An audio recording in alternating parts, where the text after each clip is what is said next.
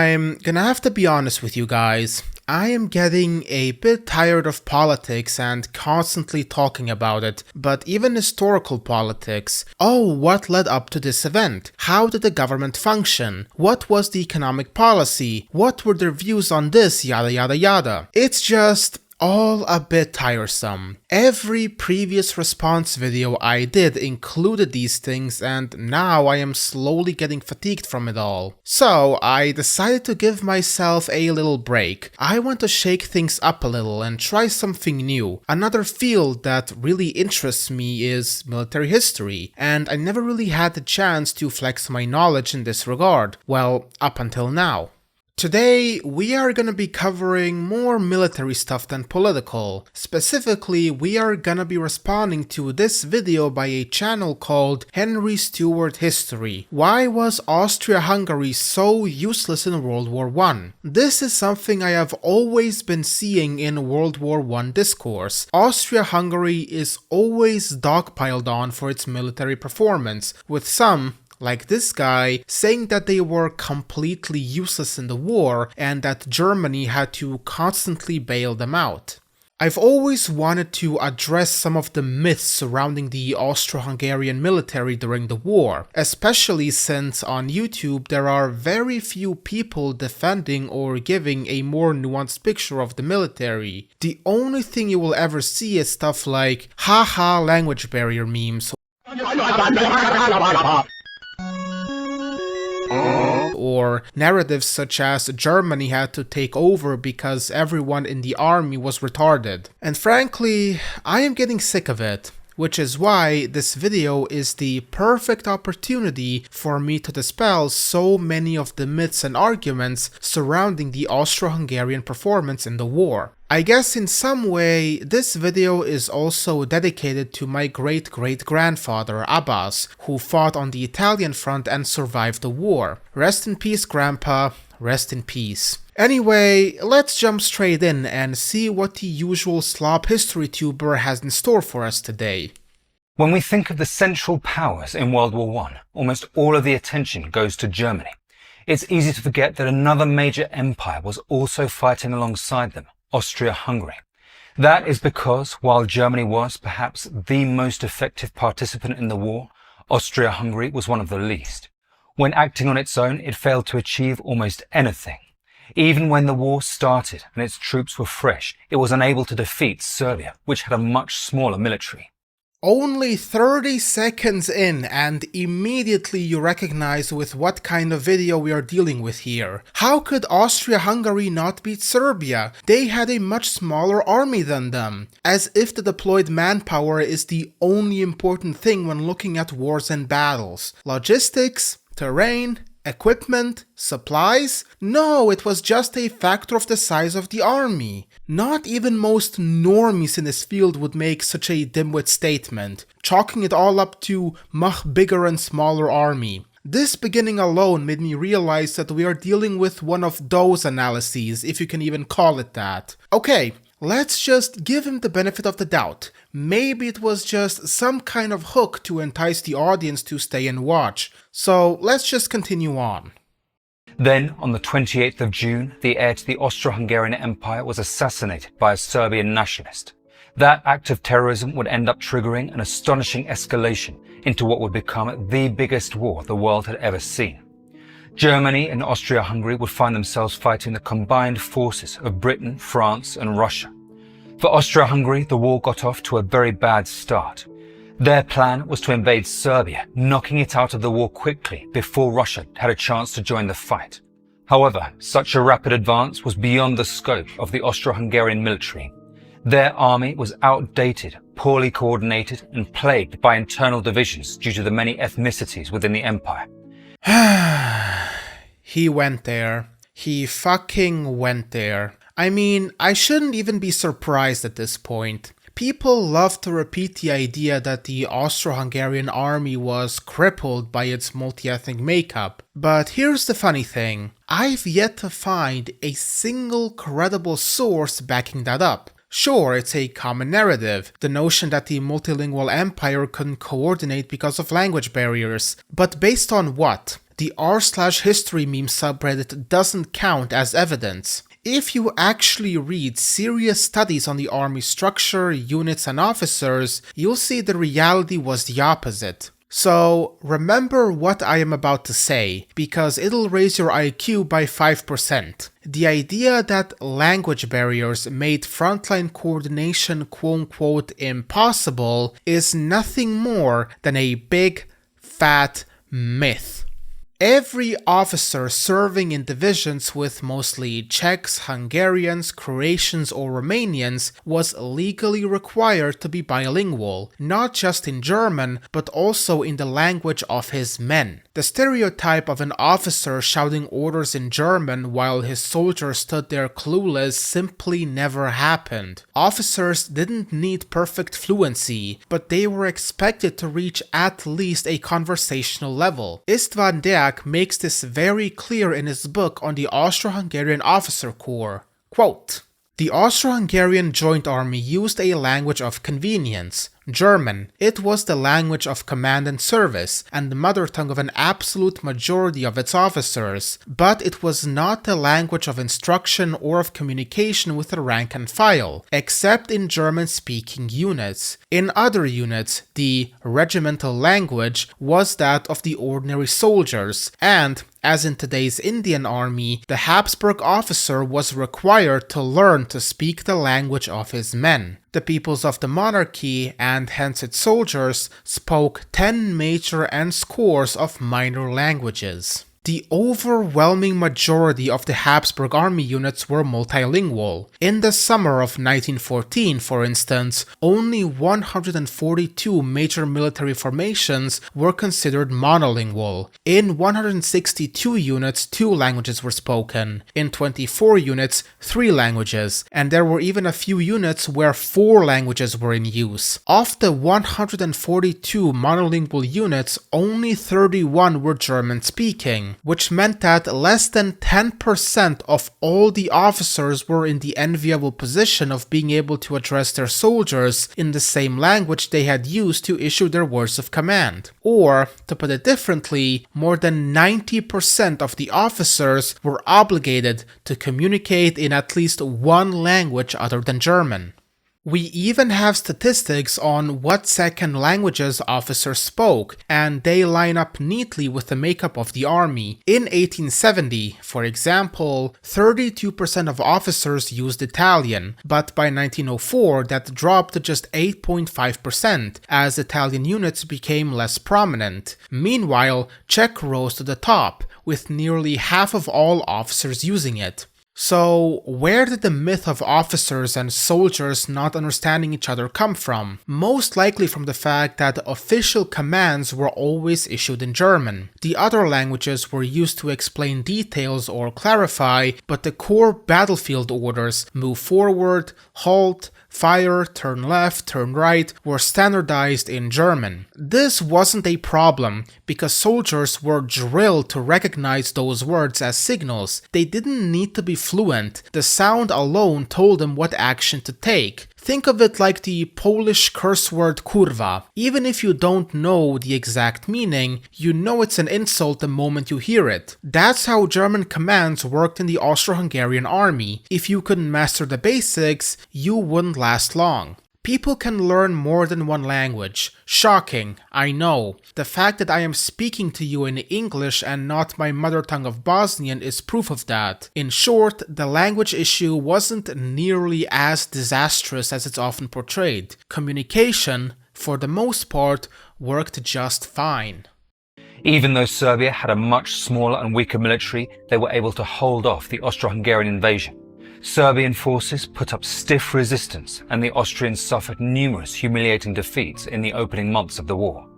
They did actually capture the Serbian capital in December of 1914, but they couldn't defend it and had to withdraw after a few days. Austria-Hungary's struggles against Serbia came down to 3 main factors. First, the empire was simply unprepared for modern war. People often say that, but rarely explain what unprepared really meant. The truth is, the last major conflict Austria fought was in 1866 against Prussia. Aside from the 1878 campaign in Bosnia, which was more a clash with peasant militias than a professional army, Austria had gone nearly 50 years without facing a modern opponent. Most officers and soldiers were under 50, meaning almost the entire army lacked real combat experience in a world of new weapons and evolving tactics. Ironically, Austria's long period of peace, instead of being an advantage, left it at a disadvantage compared to Serbia and Russia, whose armies were far more seasoned. Secondly, exactly due to Austria-Hungary choosing to abstain from big conflicts and focusing more on internal and domestic issues, led to the military being chronically underfunded before the Great War, compared to other great powers which had a bigger military budget. And not to mention the fact that the war came at a particularly bad time, since the Austro-Hungarian military was undergoing major military reforms. Old tactics and strategies were being discarded while new ones were coming in. And going to war while major military reforms are underway is always gonna go badly, because in the beginning you will be left with a hybrid structure and formation of both new and old tactics, which most of the time weren't exactly compatible. And the third reason is something I really don't hear that many people speaking of. Despite it being a very important factor, I would argue the most important out of all of these three. The entire Austro-Hungarian war plans against Russia and Serbia were leaked. They knew every move the Austrians were going to make. The army composition, the flanks, all of that had been leaked. Meet Alfred Redl, the head of the counterintelligence wing of the General Staff. The thing to know about Redl is that he, liked men. And safe to say, in that time period, you being exposed as enjoying sausages was guaranteed social and career suicide, especially for a man who came from poverty and built his entire career against all odds, which in my opinion makes Redl a very tragic character, even if he committed treason.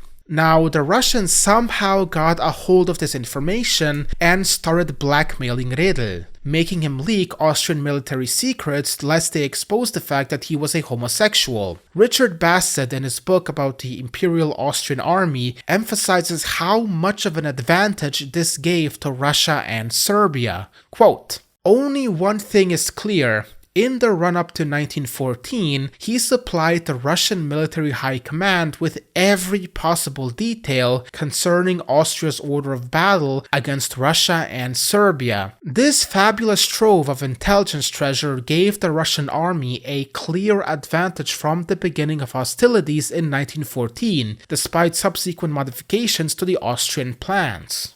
Redl was only uncovered in 1913, just a year before the war. The Austrians tried to alter their plans, but overhauling an entire war strategy isn't something you can do in a few months. In the end, most of the original plans stayed in place, with only minor adjustments. You might think the logical move would be to scrap them and improvise, but paradoxically, sticking to the Flawed plan was actually the safer option. War plans take years to prepare, carefully balancing logistics, supply lines, troop movements, and timing. Tossing them out at the last minute invites chaos. Armies could advance without supplies, coordination would collapse, and communication would fall apart. A flawed but consistent plan still kept discipline intact, while improvisation risked disaster. From Austria's perspective, there simply wasn't enough time to rewrite everything. This is why Austria struggled so badly on the Serbian and Russian fronts. Redl had been feeding secrets to the Russians since 1901, giving them over a decade to prepare perfect counters. No matter how skilled Austria's officers or soldiers were, it's like playing poker when your opponent can see your cards. You're doomed from the start. That doesn't mean the Austrian army was incompetent across the board. In fact, on the Italian front, where no secrets had been leaked, Austria performed pretty decently. Things also went badly in the fight against Russia in the east. Russian forces invaded the region of Galicia, part of modern-day Ukraine, and the Austro-Hungarians were unable to hold them off. The Russians advanced rapidly, capturing key Austro-Hungarian cities such as Lviv. By late September, after just 1 month of fighting, the Austro-Hungarian forces had suffered staggering losses, perhaps around 300,000 men, while inflicting only modest losses on the Russians. With Austria-Hungary losing territory fast, German troops had to be sent to stabilize the front line. That did work to stall the Russian advance, but it demoralized the Austro-Hungarian forces, demonstrating to them that they were the junior partner in the alliance. By the end of 1914, Austria-Hungary had lost not only large territories in the east, but also significant parts of its military strength. Around 1 million men had died in their campaigns against Serbia and Russia, both of which had failed to achieve their objectives. Over 1 million men had died in the campaigns against Serbia and Russia. Really? Really?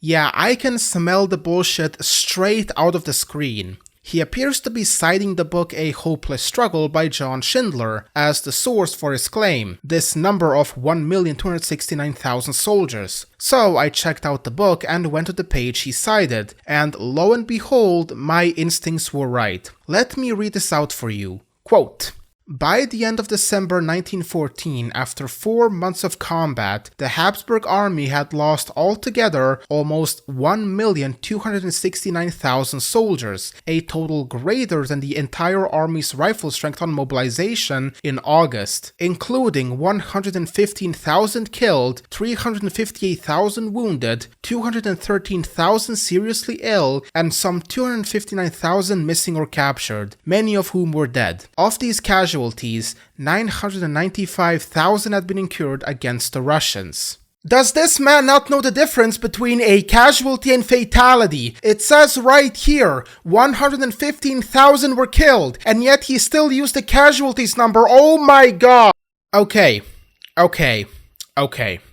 I'm sorry. I just needed to get that out of my system. Calling this sloppy research would be an insult. But no, 115,000 were killed, not over 1 million, Mr. Stewart. The thing about wounded people, sick people, yada yada, is that they can recover, spend maybe a couple weeks or a couple months in the hospital, get better, and get deployed right back to the front lines. They are not as bad as the killed numbers who can't go back to the front lines. Were the 1 million casualties devastating? Of course, but over 90% of those men eventually returned, and by late 1914, the Austro-Hungarian army had already recovered from the Galician offensive. Yes, they stumbled badly in the opening phase of the war, but after reorganizing and gaining experience at the front, they adapted. A good example is the Battle of Limanova in December 1914, where the Austrians managed to defeat the Russians. That victory boosted morale, restored confidence, and even salvaged the reputation of Austrian arms. Now getting back to the Galician offensive in 1914, there is actually a silver lining most people miss in regards to it. The Austrian distraction enabled the Germans to defeat the Russians at the famous Battle of Tannenberg. Yeah, that's a fact most people don't know. Actually, Mr. Stewart's own source mentions this exact thing only 1 page before giving that million casualty number. Quote, "The only strategic victory for the Central Powers in the East in 1914 was the decisive halting of Russia's invasion of East Prussia at Tannenberg and the Masurian Lakes. This success helped to inspire German contempt for the Habsburg army, which seemed capable of little except retreating. However, the Germans failed to note that the sacrifices of their ally in Galicia, which occupied and significantly weakened 4/5 of Russia's field forces, made victory in East Prussia possible. As one scholar has stated, Austria-Hungary bled to death in order to defend Berlin. Nonetheless, General Erich Ludendorff, German Chief of Staff of Oberkommando Ost and architect of the victory in East Prussia, was soon accusing the Habsburg army of arrogance, a lack of resistance, and incompetence. Austria-Hungary bled to death in order to defend Berlin. There really is something poetic about that. Actually, if you think about it, the fact that Austria-Hungary still held out and prevented the Russians from breaking into the Hungarian plains is genuinely impressive. The army held off 4/5 of Russia's field forces long enough for Germany to win decisively in East Prussia. And what's more, Austria didn't collapse under the weight of that onslaught. They held, recovered, and ultimately took their revenge. That resilience deserves far more credit than it usually gets. The next year, 1915, would see a mixture of setbacks and some successes, but overall the picture remained bad. In May, it launched the Gorlice-Tarnow offensive, an enormous attack with the Germans, directed at the center of the front. The Gorlice-Tarnow offensive was meticulously planned and delivered a decisive blow to Russia. The Central Powers achieved an astonishingly rapid advance into Russian territory, capturing vast swathes of Eastern Europe and leading to Russian soldiers surrendering en masse. The offensive was a great success, with Austria losing about 1 million men, while Austria-Hungary lost only 200,000. That said, the success was largely due to German military strategy and much less to Austria-Hungary. Hold your horses there, my man. This is an aspect of World War I discourse that really annoys me. They look at any battle, see that it involves the German Empire, and immediately assume that the battle was a victory only due to Germany's role in it. Look, the German Empire is above the Austrian Empire in the Wikipedia box. This must mean they did all the hard work. No, it was not a combined effort and thing. No. It was a German one. The fact that the Germans had to consult the Austrians and vice versa? No, probably Germany. The fact that Austrian war planners made up significant contributions to the direction of the war in the East? No. The fact that Austro-Hungarian logistical officers were incredibly vital not just to the Austrian army, but also to the fucking German army in Poland? No, it was probably just the Germans.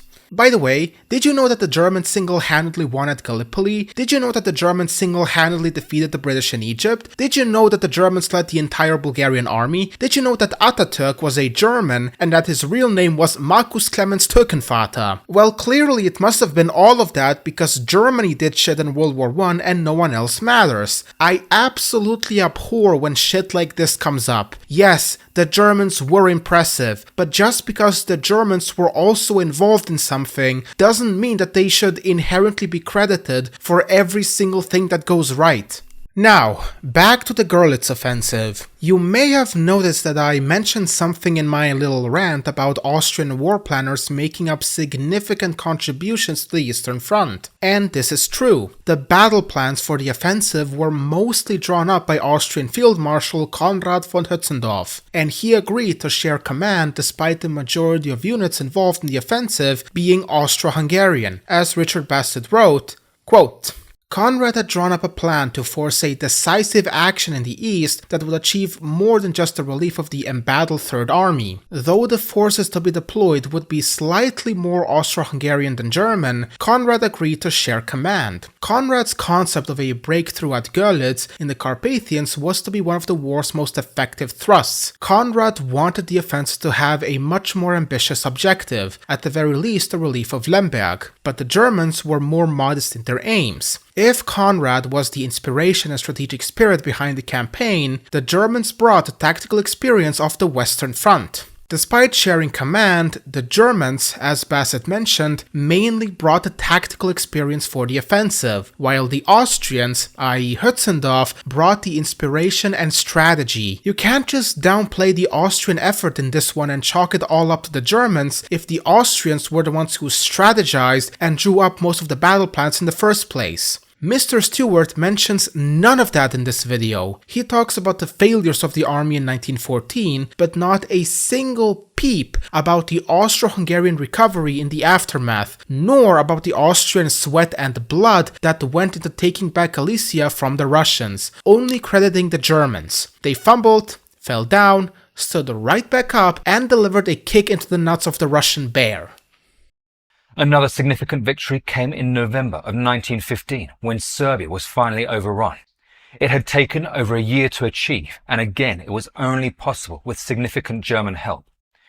Again, Germans apparently just did everything on their own. How can you talk about the Serbian campaign without mentioning anything about Bulgaria? The crucial factor that led to the victory over Serbia was Bulgaria joining the war and attacking from the east, which gave the Austrians and Germans the opening they needed to strike hard. Not content with just slandering Austria in the video, this guy also forgot that Bulgaria existed, despite Bulgaria being right there in the map he's showing on screen. Jesus Christ.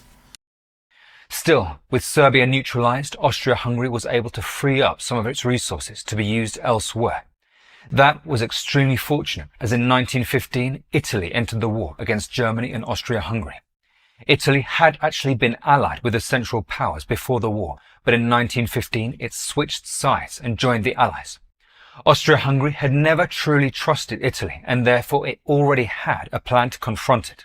However, despite fighting numerous battles, Austria-Hungary failed to make any decisive gains and suffered enormous casualties. Against Italy, Germany wasn't willing to help, so Austria-Hungary was fighting alone. Luckily for them, the Italian army proved to be equally ill-prepared and ineffective, so the Italian front became simply a bloody stalemate. While it did drain Austria-Hungary's resources even further, it didn't result in any serious loss of territory or prestige. I have a little question to ask you guys. How many gains did Italy have? Exactly, because they had none. Yeah, Austria-Hungary did not make any decisive gains. Well, no shit, that wasn't the plan in the first place. The goal of the army in Italy was not to push into Italy. It was to hold the border and deflect any Italian offensives that came their way. The Austrians only began pushing, and I mean seriously pushing. There were some small offensives here and there, but actually pushing into Italy after Russia left the war. And you wanna know what happened when they did? Caporetto, the Battle of Caporetto, where the Austrians almost reached Venice and took 250,000 Italian soldiers as prisoners. This is the measurement of success a child would use. They didn't advance into enemy territory, so they were incompetent. Success isn't just measured by how much land you can occupy from the enemy. Sometimes armies have to go on the defensive and hold out until new orders came. That's what happened on the Italian front. If anything, the fact that Italy was unable to make any serious advances shows that on the Italian front, the Austrians were successful. In June, the Russians launched the most successful offensive of the whole war, the Brusilov offensive. That proved to be the worst crisis of the war for Austria-Hungary, and it would never truly recover. It began on June the 4th, 1916, with a massive surprise attack against the Austro-Hungarian forces on the Eastern Front. The Russian strategy involved well-coordinated attacks using artillery barrages to support waves of infantry. Within weeks, the Russian army had made significant gains, recapturing some of the territory lost the year before.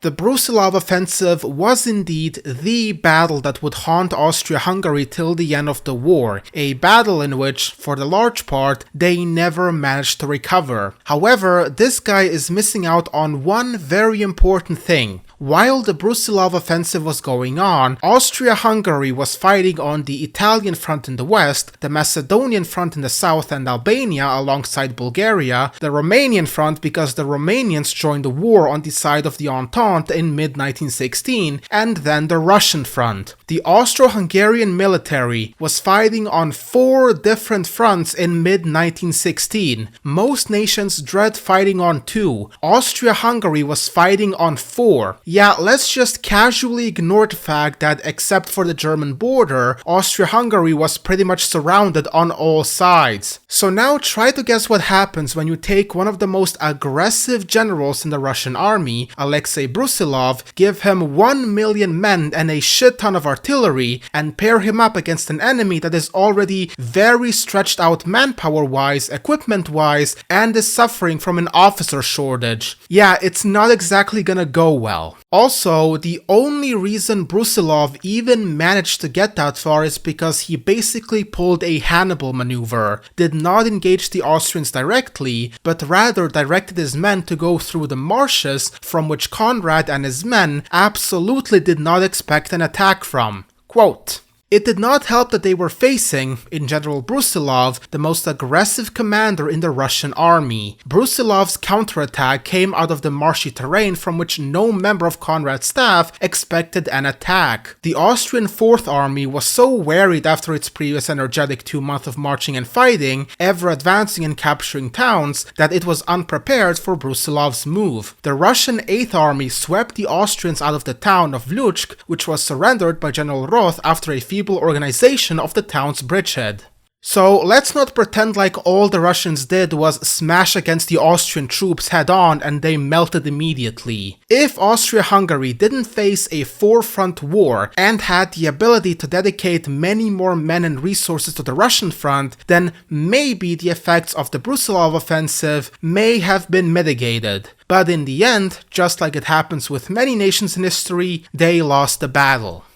The Brusilov offensive was a turning point. From then on, Austria-Hungary ceased to function as an independent military, and all operations were led by Germany. Okay, that's misleading at best. Austria-Hungary didn't cease to function as an independent army, as in Germany took over everything and there was no autonomy among the generals. You see, what happened was something we in the business refer to as coordination. To be more specific, a combined command structure, where the German and Austro-Hungarian militaries would join together under a unified supreme commander. But you wanna know something funny? The Entente literally did the exact same thing in 1917/18. The Kaiserschlacht showed the Entente how poor coordination was between the troops of different nations because everyone ran their own front. So they created a Supreme War Council in Versailles and appointed French General Ferdinand Foch to be the Supreme Allied Commander. The Entente reached the same conclusion that Germany and Austria-Hungary did after the Brusilov offensive. It was better to delegate under a unified commander and merge the fronts into a single unified one. So now, instead of there being two separate Central Powers fronts against Russia, there was a united one which immensely helped out and improved coordination between the troops. It was simply more efficient. The Germans happened to be the supreme commander, yes, but that doesn't mean the Austrians were completely powerless and under their boot, because they were also part of the Supreme Command. It wasn't just made up of generals of the German Empire. Also, it's important to mention that this combined command structure mainly applied to the Eastern Front. In other fronts like the Macedonian one, and especially the Italian one, the Austrians had complete command authority. Austrian Marshal Svetozar Borojevic was the de facto supreme commander on the Italian front, and any German troops that were sent over to assist would fall under his command. And one time the Germans requested from Borojevic a few Austrian troops to send to the Western Front, which he denied since he needed them in Italy. And the Germans could not overrule him because they did not have supreme authority over the Austrian army on the Italian front. Now, I am not gonna pretend like there wasn't some kind of power imbalance going on, since Germany clearly had a stronger military, but pretending like the Austro-Hungarian army ceased to function independently is just completely wrong. I don't see anyone saying that the English and American armies in France ceased to operate independently to the French, despite the situation basically being the same. However, Austria-Hungary continued to struggle against Italy. They fought numerous battles along the Isonzo River, but took heavy casualties and gained little. They did actually have a big victory in November at the Battle of Caporetto, allowing them to advance 150 kilometers into Italian territory. However, they couldn't hold on to their gains and had to retreat soon afterwards. First of all, the Austrians didn't completely retreat from their gains at Caporetto as the guy's map shows. They retreated to just behind the Piave River, which was still critically close to Venice, only 25 kilometers or 15 miles away. And you wanna know why the Austrians retreated? It wasn't because of an enormous Italian counterattack that sent them packing. It was something we in the business also referred to as supply lines and logistical issues. The army was advancing too fast, way beyond expectation, and so the supply lines were very overstretched, so they tactically retreated to better positions where their supplies could reach them, and the Piave River was close enough for the supplies to reach them, and gave the Austrians the opportunity to build up defensive lines behind the river so the Italians couldn't break through as easily in a counteroffensive. As John Gooch in his book The Italian Army and the First World War explains, quote, "Counterbalancing this numerical inferiority, the Italian line had been reduced in length from 650 to 300 kilometers, and with the plains behind them, the Italian troops had good road communications along which to bring up support. The Austrian forces were at the very end of their long supply lines, and in the mountains could only use mule tracks and footpaths to bring forward weapons, ammunition, and food. For 2 months they lived off captured Italian stocks. After that, their rations grew increasingly meager." Again, this guy thinks that military performance is qualified and measured by how much territory you can hold or gain. You can hold half of Russia, but if you get them destroyed by a local militia unit because you are too overstretched, then your gains don't matter at all. Germany was at the gates of Moscow in World War II, and guess what? They lost all of that in the end and the Russians stormed Berlin. Napoleon managed to reach Moscow, but he had to retreat and lost 350,000 men in the Russian campaign. You wanna know why these two lost? Because they were overstretched among other issues. A good general recognizes exactly how much his army is able to achieve, so he will push it, but he will not push it beyond what his army can achieve. What happened at Caporetto was, the goal was to take Venice. The goal failed. They still got very close. Now the problem was that without Venice, all of that push was not necessarily attainable. So they decided, alright, let's retreat to better defensive positions, which will strengthen us, and you wanna know what happened? The Italians didn't manage to break the defense. As a matter of fact, Italy could not break Austro-Hungarian lines until after the army collapsed in 1918. The army had to collapse for the Italians to push into Austria-Hungary. Now tell me, is that the sign of a bad army? Because I'm sorry, let me remind you that every army throughout history has done the exact same thing, even Napoleon. And I don't think Napoleon was a useless general. 1918 proved to be the final chapter for the Austro-Hungarian Empire. By that point, years of conflicts had decimated the military, leading to a severe manpower shortage and a crisis of morale. The political landscape was equally dire, with growing calls for independence from various ethnic groups.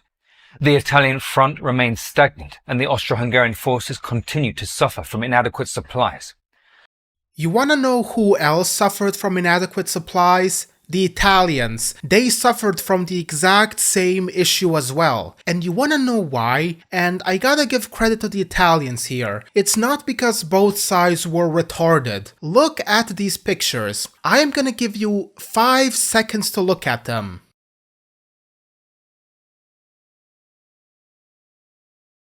Can you tell me why Austria and Italy were suffering from inadequate supplies? Because as it turns out, getting equipment and other supplies up a fucking mountain was an absolute nightmare, especially if virtually no infrastructure existed. This is why, ladies and gentlemen, the Italian front was considered to be one of the worst fronts to be a part of next to the Western one. I am still amazed at the fact that my great-great-grandfather participated in this and came back in one piece. And even though the country was starving, the army had pretty bad morale and they had very limited equipment up in the mountains. Even though all of these problems were happening, the Austrians still managed to hold the line and also pushed the Italians to the outskirts of Venice. A good friend of mine once said that an army fights with what it has, not with what it could have. And for what the Austro-Hungarians had, they did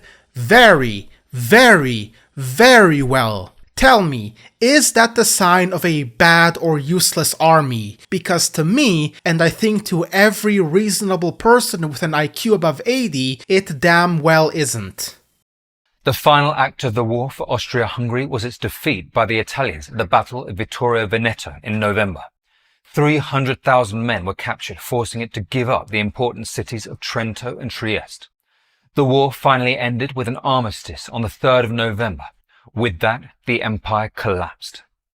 No. You are not getting away with what you just said. Remember what I mentioned just now, that the Italians only managed to push into Austria-Hungary after the army and empire fell apart? It didn't collapse after the armistice, but before that. By the time the Italians attacked, the empire ceased existing as a political entity. That's why they managed to win. The army was in absolute chaos and completely disorganized. As Irving Root in his book about the Italian front writes, quote, "While the reign stalled a new round of violence at the front, the internal condition of the empire went from bad to worse. It had, in effect, ceased to exist as a political entity." His imperial manifesto having been thoroughly trashed, Karl could only shake his head as one by one his lands slipped away from legal Habsburg possession. On October 21st, deputies from the German-speaking areas of the ex-empire formed a, quote,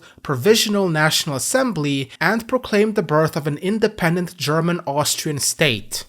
And guess when the Italians began their offensive? 3 days after everything Root just talked about, when Austria-Hungary pretty much didn't even exist anymore and a new independent Austrian state was proclaimed. So, congratulations to the Italians!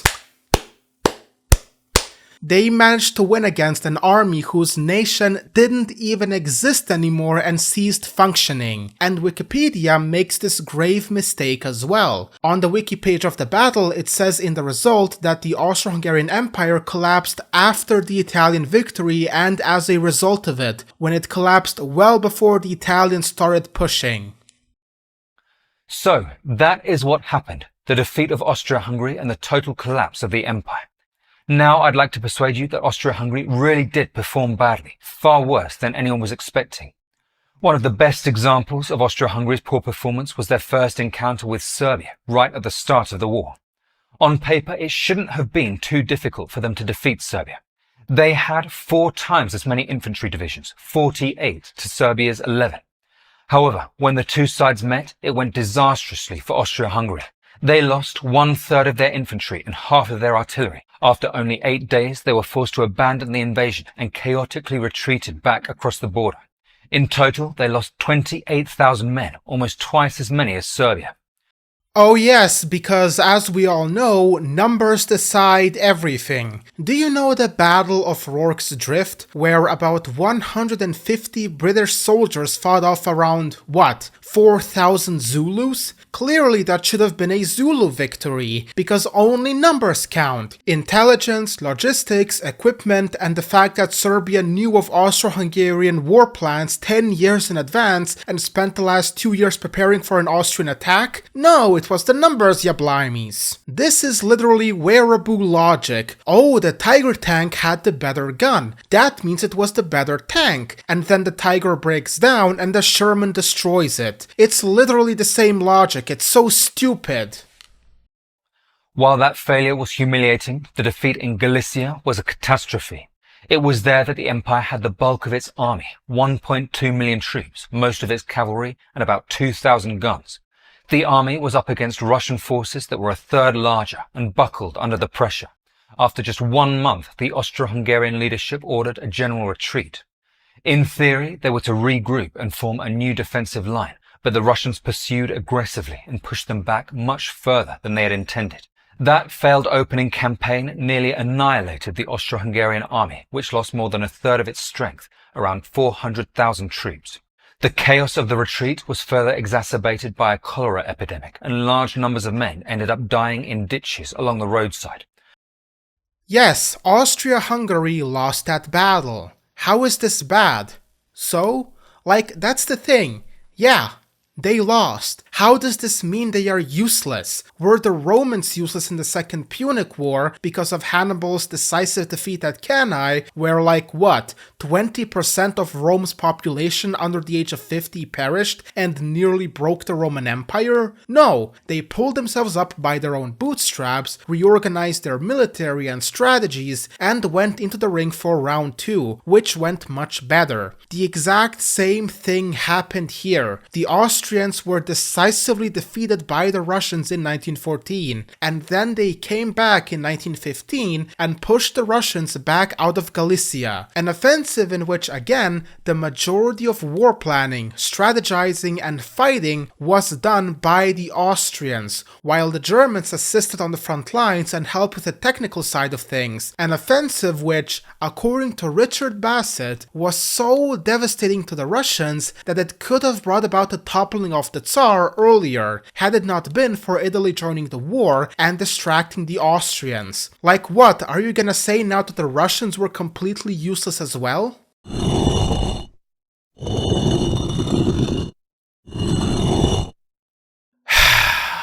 Fuck my goddamn chud life. Slop. That's all I'm gonna say. Slop. This video is utter slop at its worst. I have responded to many videos on this channel. The majority of them were utterly stupid. But this guy and his video have infuriated me so much that I am now going out of my way to call this thing the sloppiest of slops I have ever responded to in my life. If the runtime of this video wasn't evidence enough. Even most normies in this field wouldn't stoop to the level of this video. Oh, numbers decide everything. Oh, losing a battle means you are utterly useless. Oh, military success is measured by how much land you can take and hold. Piss off! So, the question then is why? Why was Austria-Hungary so ineffective in the war? Well, one of the biggest reasons was that their empire was incredibly ethnically diverse. Here is a map of all the ethnicities in the empire. As you can see, there were a lot of them. That was a problem because many of those ethnic groups weren't very committed to the empire. Some of them actually wanted it to collapse. More than any other nation, Austria-Hungary lacked a sense of being one nation, of one people committed to the war effort. And he went there again. That was a problem. Why? And I am asking this genuinely. Why was that a problem within the military? He says in the video that was a problem because many of those ethnic groups weren't very committed to the empire. Some of them actually wanted it to collapse. Okay, what is the source for that? Like, you can't expect to freely walk past me with a big claim like that and not expect me to ask for a source. Okay. You know what is happening here. He is trying to look at Austria-Hungary through the lens of another nation-state, where the primary ethnicity and religion of a nation dominate over the other ones and try to assimilate them. The Austro-Hungarian Empire was not a nation-state, with the Austrians oppressing and trying to dominate every other ethnic group. The identity of the empire, and keep this important fact in mind, the identity of the empire was not based on loyalty to this one ethnic group, culture, or way of life. It revolved around the Habsburg dynasty, the monarchy. It was an imperial identity, not a specifically Austrian one. The Habsburgs weren't seen as a dynasty whose goal was to promote and expand Austrian interests over that of other subjects, but that Austria was merely one among equals under the Habsburg crown, if you get what I mean. That is what differentiates the identity of the empire compared to other nations. And that exact same principle applied to the army as well. Officers didn't see themselves as fighting for a specifically Austrian nation, or that they were its subjects, but rather they were subjects of the Habsburgs themselves. A difference needs to be made between loyalty to a nation and loyalty to a dynasty. Quote, "The officers were the nerve center and spiritual essence of the army. Each of them, of course, had his own particular, or very often, mixed ethnic origin, but for them, service to the monarch was the basic commitment, overruling all other considerations. The officers saw themselves even more as direct subjects of Francis Joseph than of the monarchy." This ultimate connection between officer and monarch, taken in conjunction with Francis Joseph's own military training and his predilection for military regalia, fortified the identification of each officer with the highest levels of the state. It offered a further incentive for the officer corps to act as the guardian of the multinational monarchy. Austria-Hungary lacked a sense of being one nation of one people. No shit, because that's not how the imperial identity worked, trying to make everyone the exact same in terms of culture and religion. They weren't one people. Everyone came from a different ethnic and religious background. They weren't the same, but what united them was not an identity based on one singular nation, ethnic group or culture, but an identity where they were all equal, from the Austrian to the Romanian, under the guiding hand of an imperial dynasty that saw all of their subjects as equal. That's what differentiates Austro-Hungarian identity from the identity of other nation-states. The multi-ethnic nature of the empire was reflected in its military. Of every 100 soldiers in the army, there were 25 Germans, 23 Hungarians, 13 Czechs, 9 Serbs or Croats, 8 Poles, and a handful of Ruthenes, Romanians, Slovaks, Slovenes, and 1 Italian. As you can imagine, that was very counterproductive to the Austrian war effort, and one of the biggest problems that it caused was that all those ethnic groups spoke different languages. During the war, the Austro-Hungarian military was actually trying to operate in 10 different languages. As you can imagine, that did not work very well. I have already addressed the language thing at the beginning of the video, now he's just repeating it. By the way, you wanna know something funny about these graphs, like the one he showed on screen? They don't portray ethnicities, they portray language, the first language spoken. This is why I hate when people bring these up and try to use them as points, like this famous map here which the guy showed in the video a bit ago, because they are never accurate, and the way you know that is by the use of German in the Austrian territories. Austrians spoke the German language, but there was no German identity per se. There was no real national German feeling among the Austrians, and any that did exist quickly disappeared after Germany was unified by Prussia. You know, a nation the Austrians didn't really like very much historically. Austrians very much considered themselves distinct from their northern neighbor, especially after the term German started becoming monopolized by the German Empire to refer to the people within that state. You would struggle, particularly outside a few pan-German associations here and there, to find a regular Austrian referring to himself as a German. They would either say they are Austrian or just refer to themselves as subjects of the Habsburgs. So that's the biggest sign we can point to if a map refers to the Austrian territories as Germans. It refers to language, not ethnic identification. And another issue, as I mentioned, these maps refer to first language only. So, if you are an ethnic Slovak, pure-blooded Slav and all, but your first language, the language you grew up with, was Hungarian, then tough shit. You would be marked as a speaker of the Hungarian language, regardless of your ethnic background. The empire never conducted its census based on ethnicity. That is why, for example, there is no distinct Bosnian, Serbian or Croatian in the 1910 census, because reforms were underway to merge all the South Slavic languages into one singular category, which for the time being was called Serbo-Croatian, and why in the map it's all just one color. If it was actually based on ethnicity, there would be 3 distinct colors in the area, respectively called Serbian, Croatian and Bosniak. The problem with trying to map populations in the empire is that you have to say these places are either Czech or German based on the language spoken, because how the hell are you gonna note down a place that speaks both German and Czech and everyone considers themselves Bohemian? It's impossible, so you just go by language for simplicity's sake. For that reason, these graphs are never accurate in terms of ethnicity, and you should always take them with a grain of salt. In theory, the general command language was German, and the units were to operate in whatever languages were spoken by their men. In many cases, a single unit would have to operate in multiple languages. If at least 20% of a unit spoke a particular language, it became officially recognized within the regiment.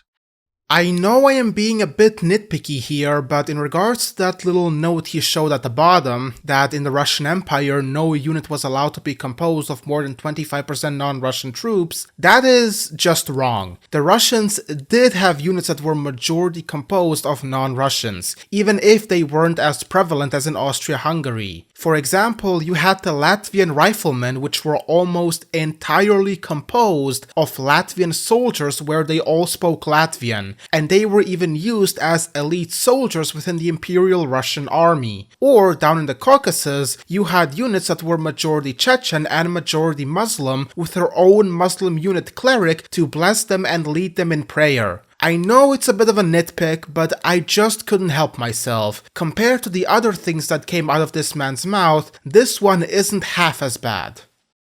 Having to operate in multiple languages was far from the only issue with having such a multi-ethnic empire. Another was the fact that many of those ethnic groups weren't really committed to Austria-Hungary. Some of them even wanted the empire to be defeated so that they would be able to get independence. Nationalist sentiment had been a problem in the Austro-Hungarian military for decades. For example, Czech nationalists had long been encouraging soldiers to respond with the Czech ze during the register, instead of the German higher. Austrian generals had long suspected that their troops wouldn't be loyal, particularly if they were made to fight other Slavs, such as Russians or Serbs. Now, I have a challenge for you guys. I have yet to see an instance of mass desertions happening in the Austro-Hungarian army due to nationalism from a credible source. And I am genuine here. I have not seen any credible source for the fact that except it being something that gets repeated over and over again. To be clear, at the beginning of the war, there were a few battalions here and there going over to the enemy, like the Serbs and Russians, but, and here is the biggest but, we don't know what their motivation was. Everyone assumes it's because of nationalism and that they didn't like fighting for Austria, but there is no confirmation. Desertions also happen for other reasons as well. Istvan Deak also makes this very clear in his work. Quote, "Had the Habsburg army been able to win a few battles during the first months of the war, it is unlikely that as many soldiers would have gone over to the enemy. It must have been frustration and exasperation that drove entire battalions of Czechs, Ruthenes and Romanians to surrender, and others to hang suspected spies. Yet one should be careful not to exaggerate the number of deserters. The Russians captured hundreds of thousands of the monarchy soldiers in the first months of the war. Even the Serbs captured tens of thousands, among them a huge number of Magyars and German-Austrians. But it is impossible to tell how many of these had come over voluntarily, and if so, why? The Austro-Hungarians and Germans later captured an even greater number of Russian soldiers, whose motivation in surrendering remains equally unclear.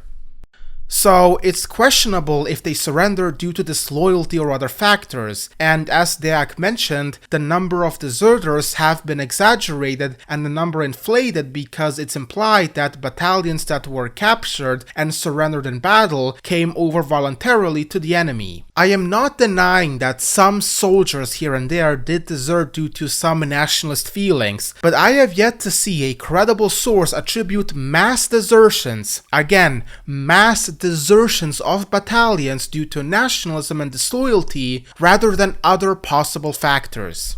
Also, while I was checking out that Schindler source he loves mentioning, I have found something very interesting that our boy here may or may not have overlooked. Quote, "Indeed, Romanian troops had proved surprisingly loyal in the 1914 campaigns, especially in the K units. A 1914 Armee Oberkommando report on the reliability of Austria-Hungary's nationalities, bluntly critical of several minorities, concluded that Romanian troops were, quote, loyal contrary to expectations." So Romanian troops proved to be pretty loyal. You wanna know which units were also loyal? The Bosnian ones, who come from the region which sparked the First World War in the first place. The most decorated and elite unit in the Austro-Hungarian military was the 2nd Bosnian-Herzegovinian Regiment, noted for its exceptional loyalty, bravery, and combat performance. In the later years under Emperor Karol, Bosniaks were assigned to guard the Imperial palace, and even served as the emperor's bodyguards whenever he went out in public.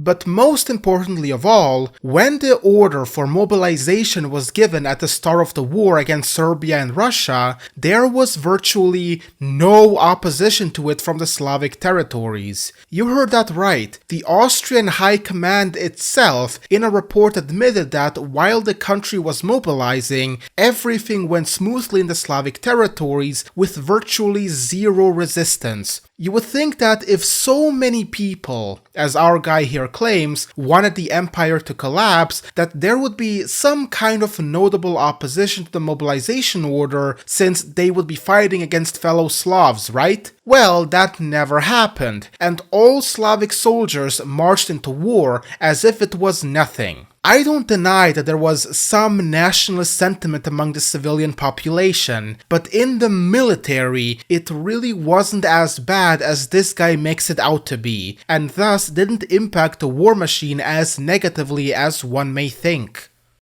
When the war did finally break out, they were proven correct. The Czech regiments were particularly disobedient and had a high rate of desertion. For example, at the first battle with Serbia, they were the first to be routed by the Serbian advance.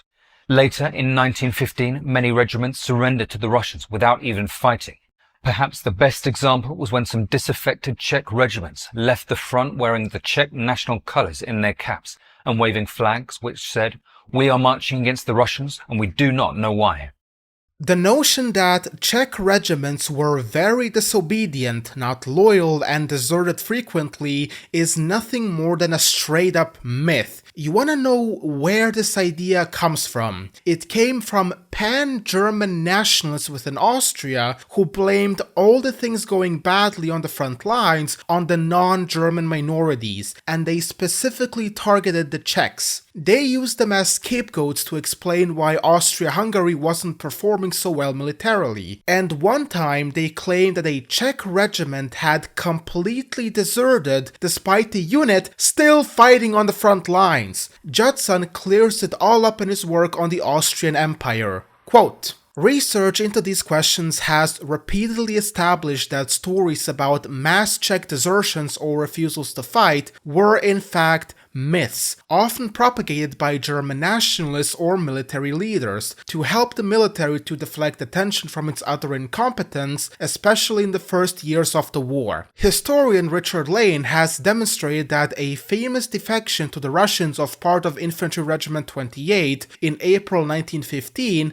never happened. And you wanna know the ironic thing? The myth was then adopted by Czechoslovak nationalists and then amplified further for political purposes to give legitimacy to a new Czechoslovak state by trying to present the Czechs as always being against Austria-Hungary and anti-militaristic, and that these fictional desertions proved that. And you wanna know what's even more funny? Czech nationalists in Prague literally disproved these myths themselves, since they saw it as a false flag from German nationalists to justify and encourage a crackdown against Bohemia and mark them as some sort of disloyal parasites. An official Czech nationalist newspaper in 1917 wrote the following, affirming their loyalty to the empire. Quote, "This inner loyalty of ours, the realization that we have capably performed our duties to the empire and the dynasty, must strengthen our firm, unshakable faith in future justice, even if it is inconvenient to a few German nationalists." Okay, but then what about the Czechoslovak Legion? The important thing to note about the Legion is that it was formed by Czech and Slovak POWs in Russia. It wasn't the case of a huge number of Czechs and Slovaks suddenly going, "Hey, let's go fight Austria and join the Russians," but rather they were captured in battle and then told by the Russians that they can't go back because the Austrians would execute them. So they banded together and formed the Legion since they had nowhere else to go. But still, at the end of the day, the number of men in the Czechoslovak Legion in Russia was between 40 to 60,000 compared to, what, 1.5 million Czechs serving in the Austro-Hungarian military? One last thing, Judson mentioned the story and myth surrounding the 28th Infantry Regiment, but I would like to go on a small tangent real quick about it. You probably have heard the story about an entire regiment surrendering without firing a single shot to the Russians. Mr. Stewart History mentioned it here and, for the normies among you, even Simple History referenced it in their video about the Austro-Hungarian army 8 years ago. Army morale was often low, and nationalist sentiments increased as the war went on, such as the mass surrender by a Czech unit to Russia in April 1915. Now, it is true that the regiment did surrender, but what most people forget is that the regiment found itself isolated, encircled, running low on ammunition, and suffering between 70 to 90% casualties. They fought heroically to the end and only surrendered when they basically ran out of ammo, and yet pan-Germanists slandered those men for political purposes, which was then adopted by Czechoslovak nationalists and eventually spread into the realm of modern pop history. I hope that, at least, this video will help to exonerate the memory of these men.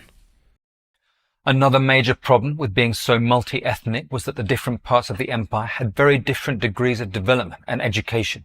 While parts of Austria and Hungary were as advanced as any region in Europe, vast areas, particularly in rural Galicia and Dalmatia, remained entrenched in near-medieval conditions.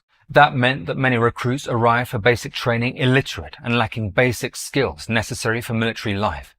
They were, in the words of one historian, utterly alien to the world of discipline, timetable, and hygiene. There was actually a joke that Galician peasants made the world's best troops, but first needed 3 years of training to become human and another 5 to become soldiers.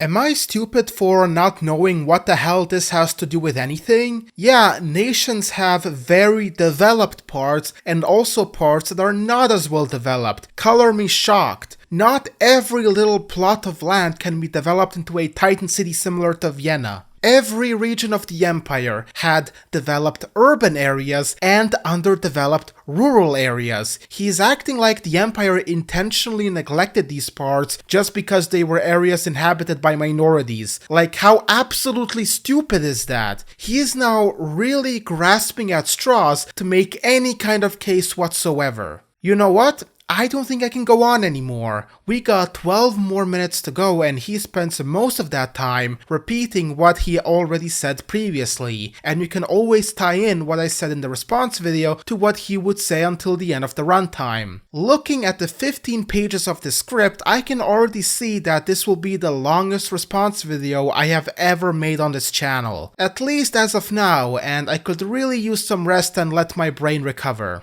In conclusion, this guy is an absolute slop tuber who makes points and arguments that most normies in the military field would not make. Oh, they lost that battle. Oh, they had inefficient supply, while completely refusing to elaborate on why that was the case, leaving the viewer to think this was all due to inherent incompetence because that is the title of this video. I hope you guys enjoyed this one and learned something. If you are interested in learning more about Austria-Hungary, I recommend the book The Habsburg Empire: A New History by Peter Judson, in which he dispels most of the misconceptions and myths plaguing our discourse, like that the empire fell apart due to nationalism and whatnot. And if you are interested in the more military side of things, Bassett and Dean's book on the Austrian militaries are musts which I strongly recommend. Anyway, see you all next time, and I pray to God to never get this guy in my recommendations ever again. Thanks to all the glorious people on Patreon who are supporting me in these endeavors. Special thanks to Mudkips Our Life and SOAV for their extremely generous and high pledges. That really helps me out a lot. Anyway, bye bye!